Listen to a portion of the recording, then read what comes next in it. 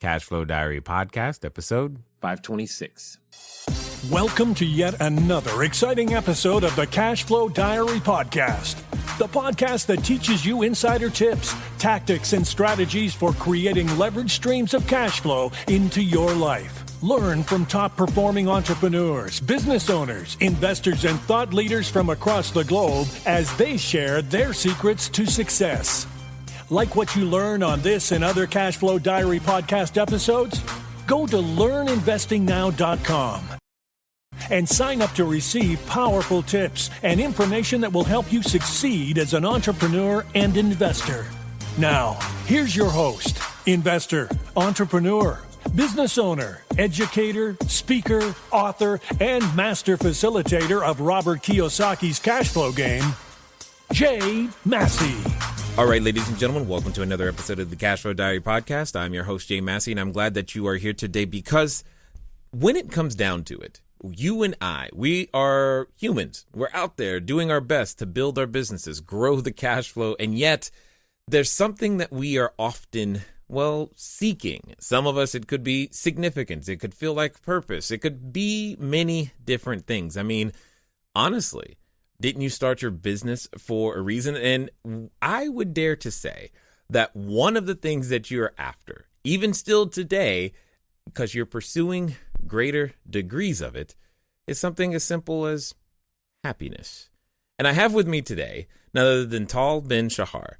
He's the co-founder of the Happiness Studies Academy. And what's interesting to me is there's a Happiness Studies Academy. I had no idea. So I think this is going to be an interesting session of getting to understand the foundation of, happiness. You said, I know you've said this at least once, you said you wanted to be happier. Well, today we have someone who's literally bringing happiness to life. So I'm looking forward to learning. I'm looking forward to gleaning some things that can increase the happiness. And ladies and gentlemen, something more than just the fulfillment that we often seek from our own business is what I suspect we will find today. So let's get ready to listen, to love, and to learn from Tal Ben-Shahar. Tal, how you doing?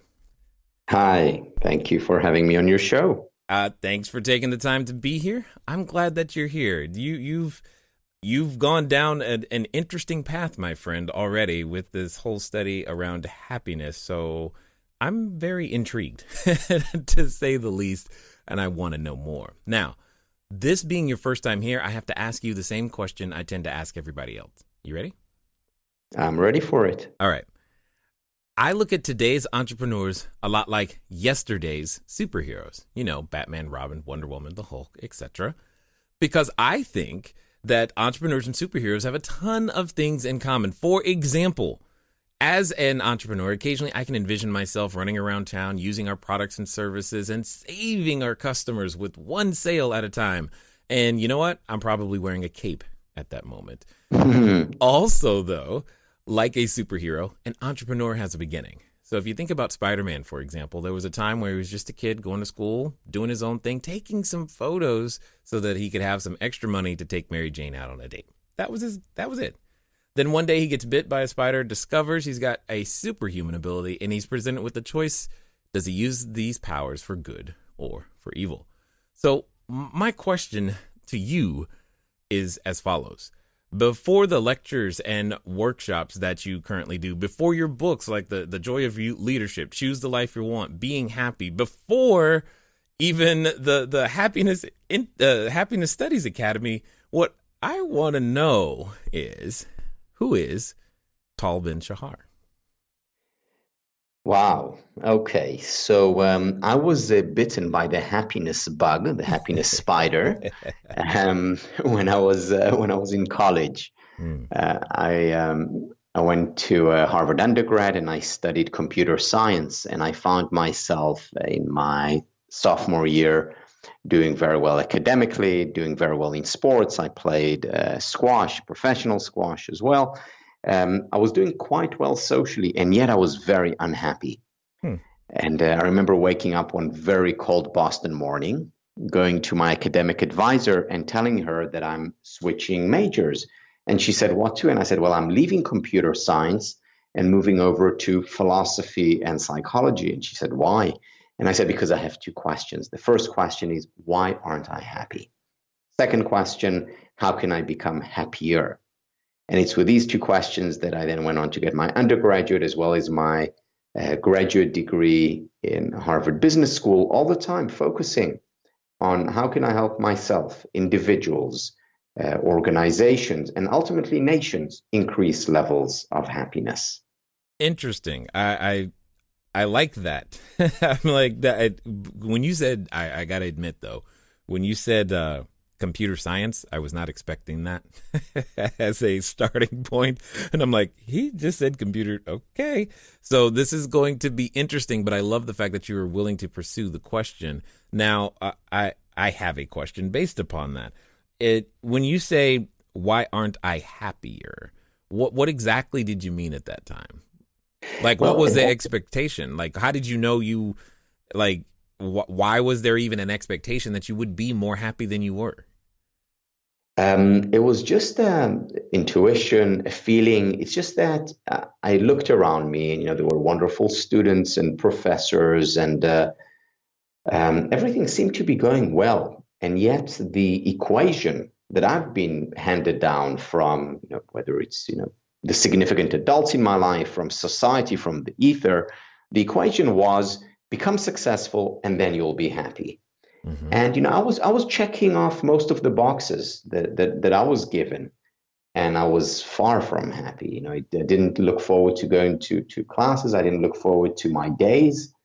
And I certainly couldn't see, the rest of my life unfolding this way, or rather didn't want to see the rest of my life unfolding this way.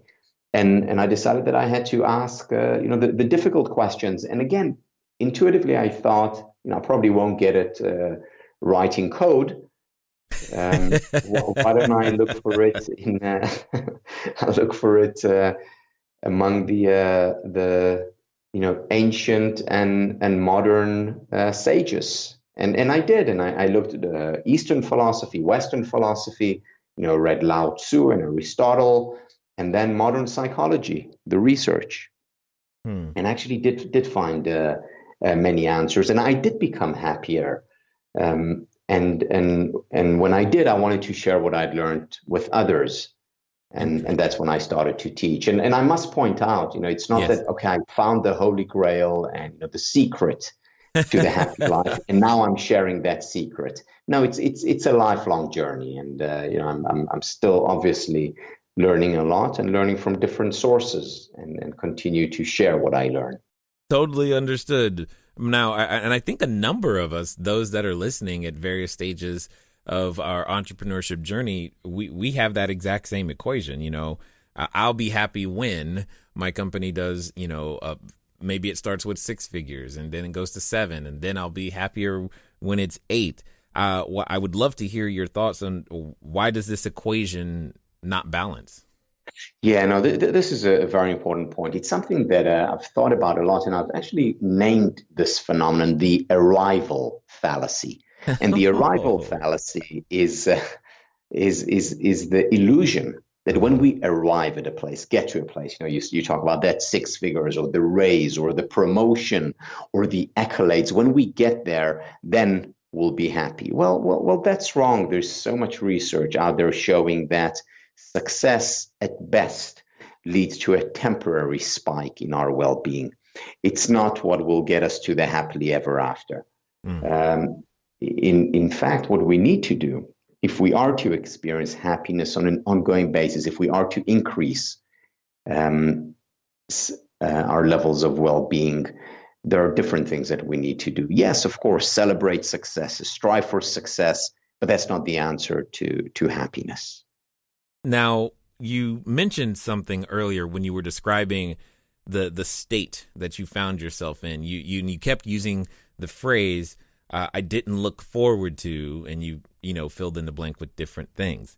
Would I be correct or not in saying that one could simply judge whether they're happy about their station, state, or where they are based upon what they look forward to?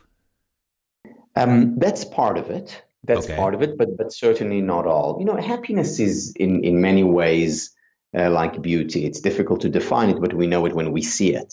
With happiness, we know it when we experience it, and we know it because we can contrast it.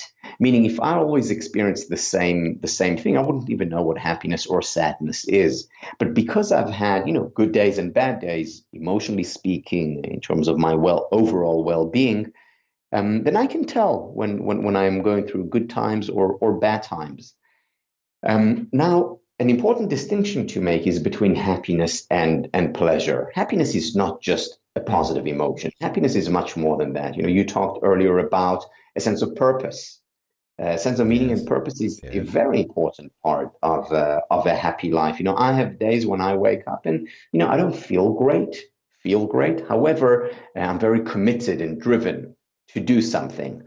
There are difficult periods that we go through in our lives, and yet we feel a sense of meaning, and that's important. Hmm. So meaning is part of a happy life. Pleasure certainly is part of a happy life.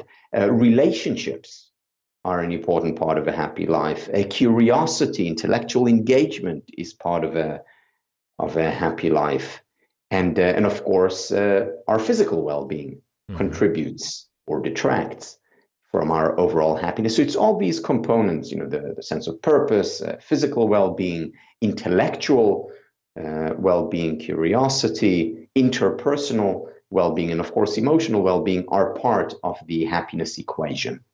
This equation is starting to sound like a lot of work, Tal. But and in a way it is. Some people expect to again find this holy grail, to get that secret to happiness and then live happily ever after. Well, It that's doesn't what I work see that way. when you look at the commercials, when you see the television, when you're thinking about your business. I know even in my own head that is the, what did you call it? The arrival fallacy plays out. It can play out all the time. I mean, how do we, okay. I mean, we're clearly addicted to this thought pattern. How do we, get ourselves off of it and onto a more, we'll call it healthy, sustainable train?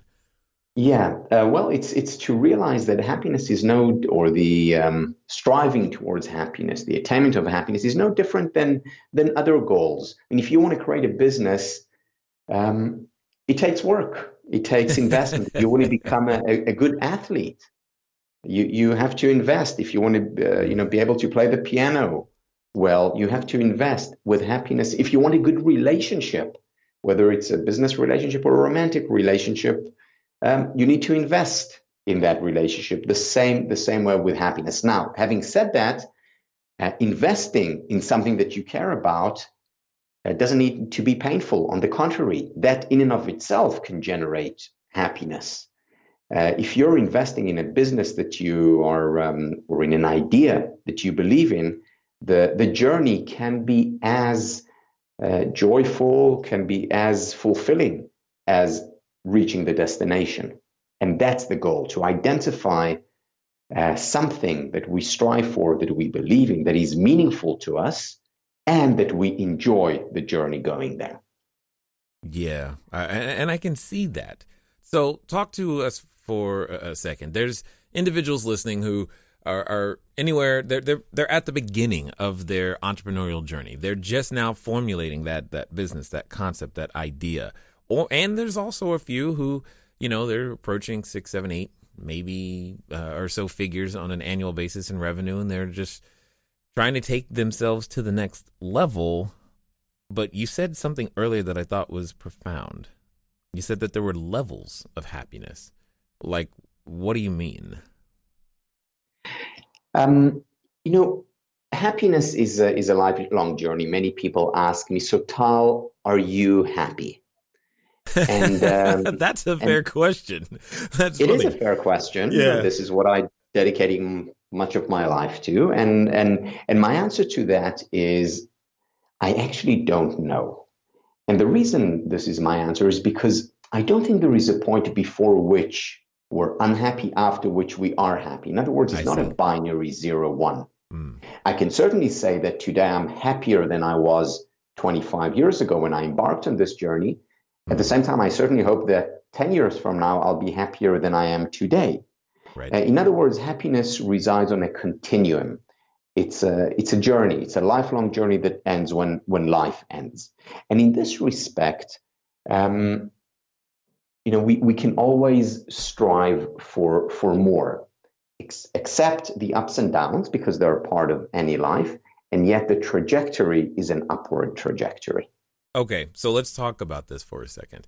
I know there's a number of entrepreneurs, myself included, where we occasionally, meaning often, experience headwinds or obstacles. And those obstacles can come from many different directions. One day it feels like it's a financing or a bank issue. The next day it feels like it's an employee vendor contractor issue. And whatever and some days it's me, I'm the issue. And yet at the same time, the organizations, the company, the investors, whatever the ideals that we are pursuing require us to find a way to still be, let's say, happy. How is one to ignore or still work with such headwind in their way and maintain happiness or state of any positive state whatsoever? Yeah, no, this is a very important question, and obviously very important for entrepreneurs. You see, one of the first lessons that I learned in my journey is that the first step in becoming happier is allowing in unhappiness. Whoa, wait, say that again? The first step in becoming happier is allowing in unhappiness. Okay. Meaning we need to accept, embrace unhappiness, sadness, anxiety, frustration, failure. We need to accept and embrace these experiences because they're an inevitable part of any life. One of the challenges today is that we go on social media and we see other people always smiling, happy, perfect job, perfect experience, perfect family, perfect vacation. And we look at them and we say, well, wait a minute, this is not what my life looks like. And even though we know that social media is about personal branding and self-promotion, and that we only see part of the picture, we know it consciously when we think about it, but subconsciously that's not what we take in. What we take in, their life's perfect, mine's not. Problem. And this leads to a great deal of unhappiness, because we're comparing ourselves to an unattainable, unrealistic ideal. And when we do so, obviously that leads to a great deal of unhappiness. So we need to accept the fact that difficulties, hardships are part of life. Certainly when you're an entrepreneur, but for anyone else as well. And when we accept that, we accept these emotions as natural, that's when we paradoxically open ourselves up to happiness. Why? Because when we accept and embrace painful emotions, they leave just as they come. When we reject them, they intensify. So accepting painful emotions, that's accepting hardships and difficulties as part of life, that's an important first step. The next step is then asking ourselves, okay, so I'm going through a difficult period, going through a hardship, what do I do about it? In other words, what action can I take? So it's these two steps. First, accepting, embracing, and then taking action. That is the best way that we know of dealing with the difficulties, the vicissitudes that are an inevitable part of any life. And once again, as you point out, especially of an entrepreneur's life. Well, they come in so many different forms and fashions, and some days it feels like they're endless. It's like, I quit. I mean, you feel like you quit 4 times a day. But at the same time, there have been times, and I know for myself this has been true, where I've had those, 6-figure months and in 7-figure years, and I'm still like, what's wrong with me? Why am I not happy? You can still ask yourself that question. To me, based upon what you're saying, that sounds like a dangerous question to be asking. Well, I don't know if it's dangerous because it's inevitable. We all do that. The thing, though, is that what would be helpful is if we have the answer for it. And again, there is today in the science of happiness, we can, or through the science of happiness, we can answer this question in an intelligent and helpful way. And the answer is that we're not happy because that's not the path to happiness. The question then is, of course, that begs itself is, what is the path to happiness? You knew that was coming. That was coming. And I was like, okay, if he doesn't, I'm gonna. But yes, I like it. So, as I said, the first step, embracing unhappiness, accepting it as part of life. Second, it's about finding things to do that are meaningful to us. So we'd be happiest and most successful in the long term if we engage in activities that are meaningful. Third, and perhaps this should be first, relationships. Number one predictor of happiness is the time we spend with people we care about and who care about us. These relationships can be our business partners, they can be our friends, they can be our romantic partners or family. It actually doesn't matter. But spending time with people, face-to-face time, virtual relationships are no substitute here, is critical for happiness. Interesting. So, I mean, in today's connected world, the idea of what you just said. So, I guess really what's coming in my head is, does video conferencing count? It half counts. It half counts. Okay. Yes, you have two senses, but not all senses. So, understood. Understood.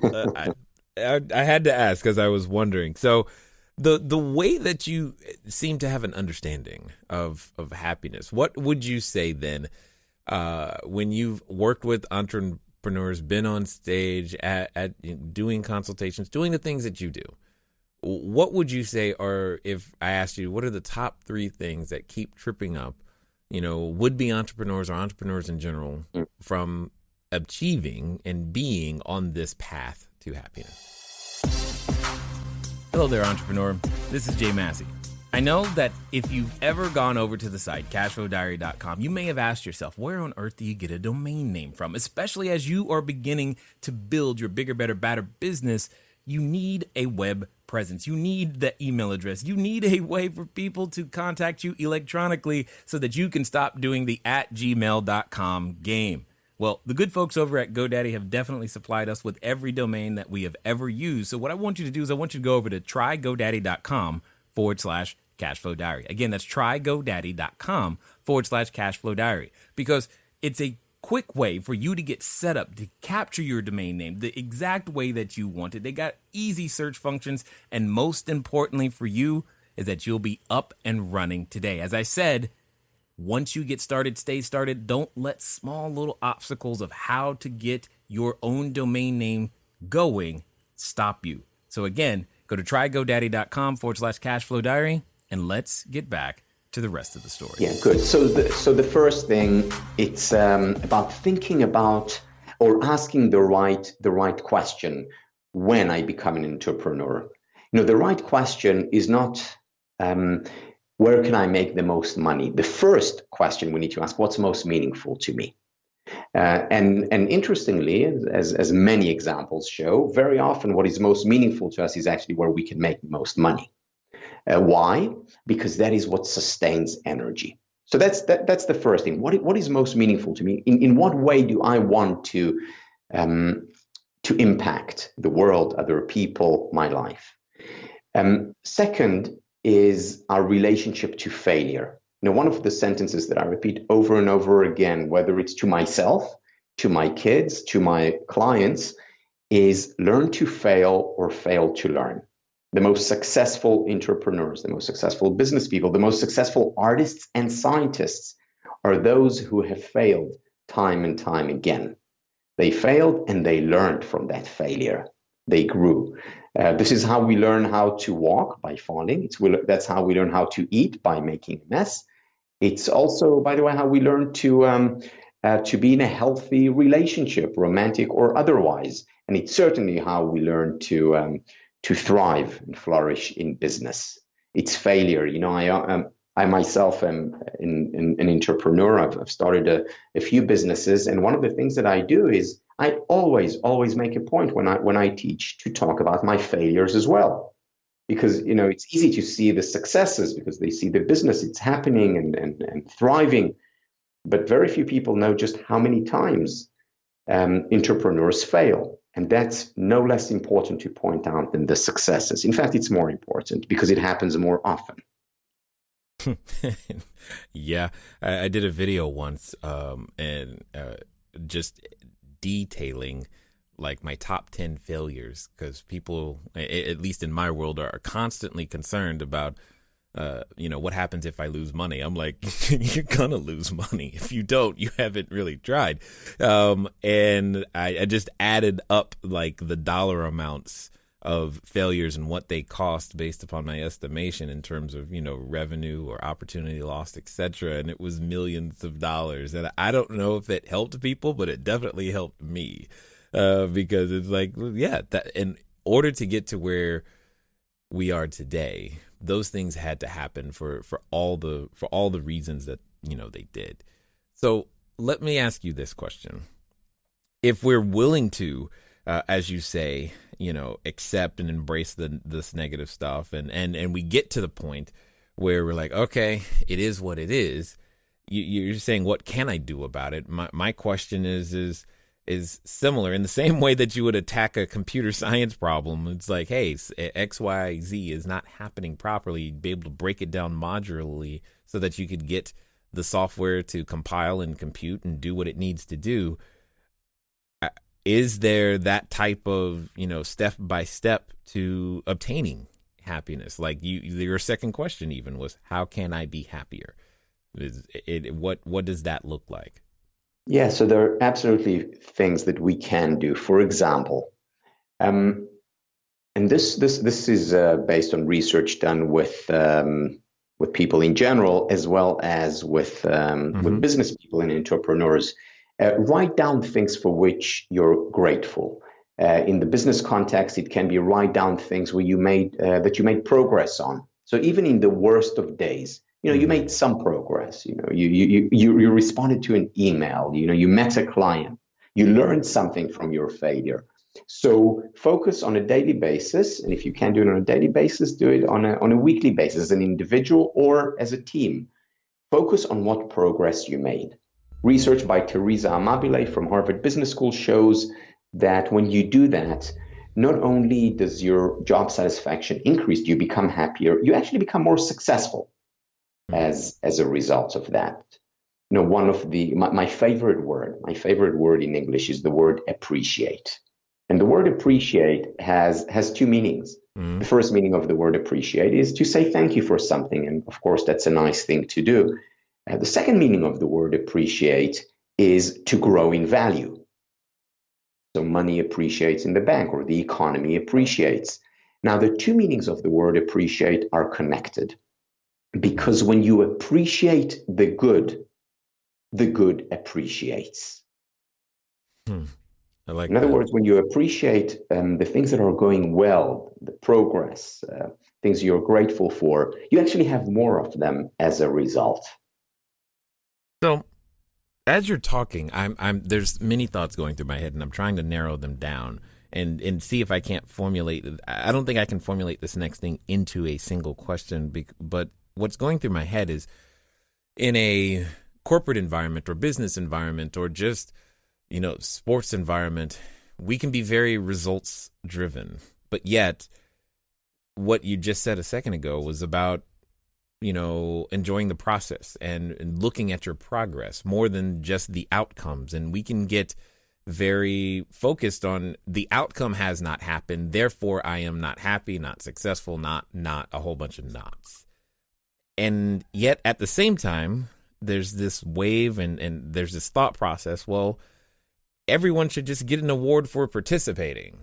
And I'm trying to figure out how someone like you would reconcile these thoughts. Yeah, no, this is a very important question in general, by the way, not just for entrepreneurs. So the answer, or a hint for this to this answer, comes from the wonderful book Built to Last Okay. which is by Collins and Porras from ex-Stanford. And what they talk about there is that one of the things that defines visionary companies is the following, and I'll quote first and then I'll explain. Rather than succumbing to the tyranny of the or, they embrace the genius of the and.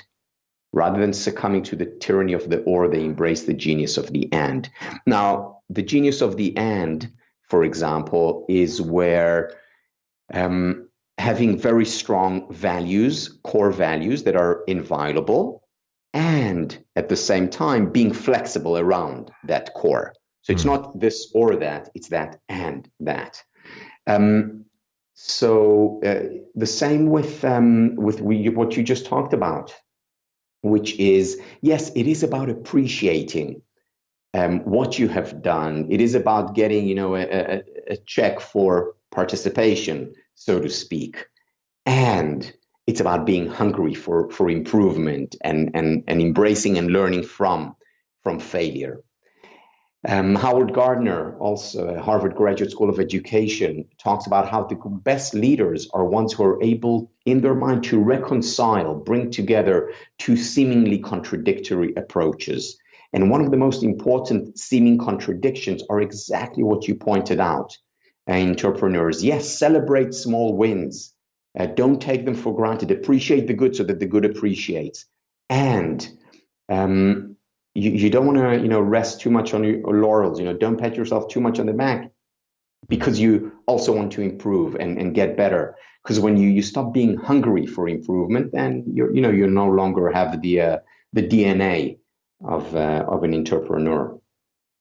Interesting. It's having both. It's in a way, the appreciation fuels us.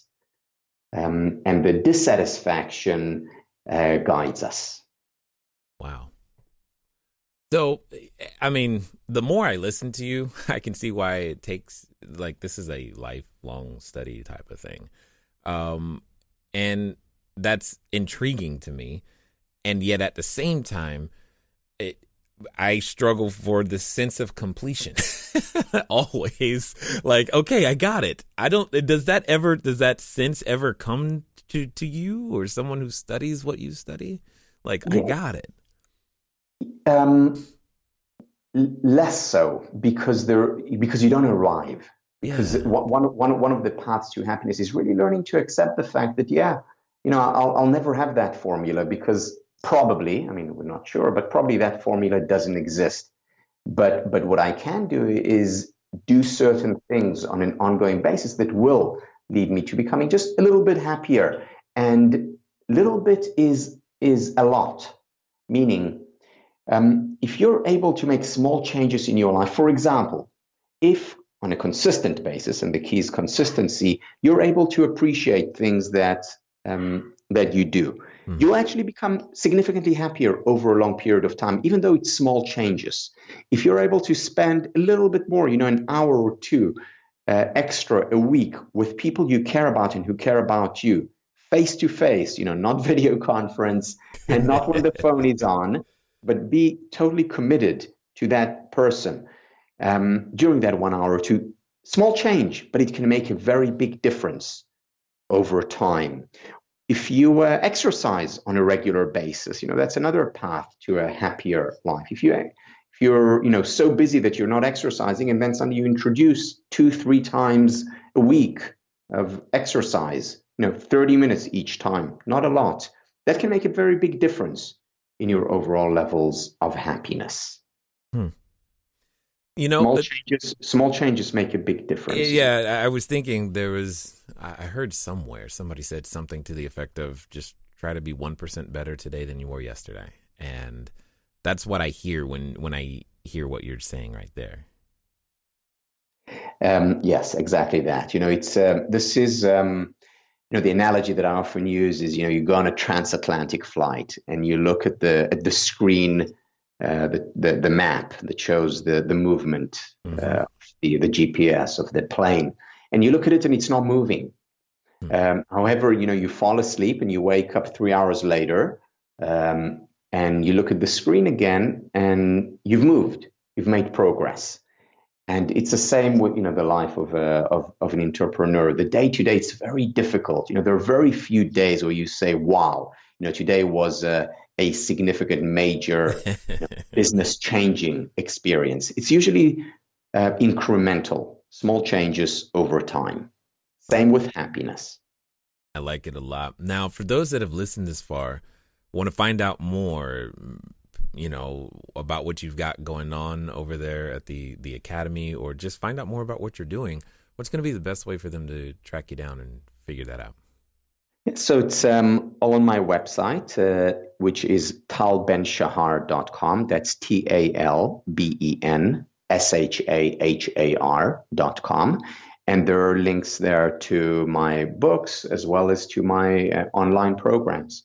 Excellent. You're a brave soul. Tackling a subject like happiness just seems so overwhelming to me. But as we wind down, I do have a question for you that I'm interested to hear what you're going to say, because I know that there's a number of individuals who are listening to us, and they reached what I like to call the precipice of decision, where they were unsure, about their desire to be an entrepreneur, unsure about, I'm going to make those commitments. I'm going to take my company from 6 to 7. I'm going to be a better husband, father, friend, something.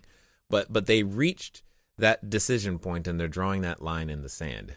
But like I know, Tal, that when we reach that decision point, oftentimes we have a companion, and that companion comes in the form of a voice. And it's a voice that reminds us why it won't work, how it didn't work, and who on earth who are we to think that it even would work? I mean, you're going to be happy? Ha, ha, ha, Rhea, right. And for some people, they're related to that voice. So my question to you is as follows. Let's pretend that today's going to be different. Today, they're going to follow through. They're going to do exactly what you say, and they're going to do so in the next 24 to 48 hours. What would you suggest that they do? What I suggest that they do is that they commit to the next 72 hours and 96 hours, 120 hours. That change comes through consistency, through ritualizing action. And again, go back to the analogy of learning how to play a musical instrument. Now, you can spend 10 hours today, but that won't make you a musician. What you need to do is spend maybe less time, but on a consistent basis. So introduce new rituals into your life. For example, introduce the gratitude, the appreciation exercise on a regular basis. Introduce regular physical exercise into your life. Even though you're busy and stressed out, this will only make you more efficient. Exercise is a good investment. Spend a little bit more time with your loved ones. And again, it doesn't have to be radical change. Make small changes, but make them consistently. And that is what will actually shift the needle. I like that a lot, because that's something we can actually do. That's obtainable, and we can start that today. I definitely appreciate you, taking the time to do what you do, to study what you study, and most importantly, asking yourselves, not only just asking yourself that question or those two questions, but being willing to follow them down whatever path that they led. So I also want to just thank you for taking the time to share your knowledge, your wisdom, and your insight here today with us at the Cashflow Diary. Well, thank you very much. All right, ladies and gentlemen, you know what time it is. It's time for you to move at the speed of instruction. What does that mean? That means you need to study this some more. You need to pick up some more happiness, right? That's exactly what it comes down to. And we can all take an incremental step right now by getting over to talbenshahar.com. Why? Because like I know, that there's more to this, and we've just begun to scratch the surface. And that itch that you're feeling of, oh, I need more, well, now you know exactly what to do. And remember, we learned a lot of things in this particular episode, and chief among them, not only can we make incremental changes, just that 1%, what's really key to always remember, at least for me, is that the arrival fallacy is alive and well, but now we can do something about it. Ladies and gentlemen, it's been fun talking to you guys today. I look forward to talking to you soon. Until next time.